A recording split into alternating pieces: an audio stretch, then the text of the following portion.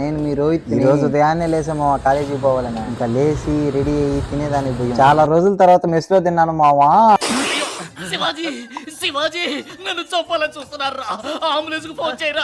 ఎందుకులే రకరకాలు కొనింది ఆ టిఫిన్. మన దరిద్రం ఎట్టుంటదంటే బొస్సు కానీ వెళ్ళిపోద్ది. ఏం చేద్దాం, ఏం చేయలేము.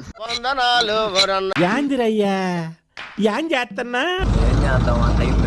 మమ్మల్ని జాగ్రత్తగా తీసుకోబోయే స్వామి. ఎప్పుడు వచ్చినా నా చెవిలో ఒకటే వినిపిస్తా ఉంటుంది. వస్తున్నా ఎన్ని క్లాసులున్నా ఎన్ని సబ్జెక్టులు ఒకటే బుక్ చదువు. టెక్నాలజీగా క్లాసుకి లేట్ అయిపోయింది. అవేమన్నా అంటదేమో చూడండి. తరిగిపోతే చాలు.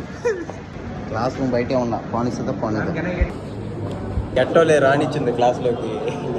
నేను అనుకున్నా పాపం ఓడి బాధ ఓడిది. జపాన్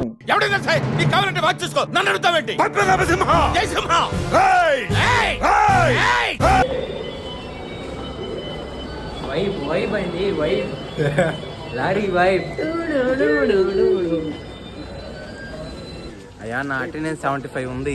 నాకు 86 ఉందాయా. 95 ఉందాయా. ఇంక ఈ దరిదాపుల్లో కానీ కనిపించు. పోయి సమ్మగా రూమ్ లో కొనుక్కుంటాం. ఏసీ వేసుకున్నాం. ఆవు గారు మీరేం చేస్తా ఉంటారు?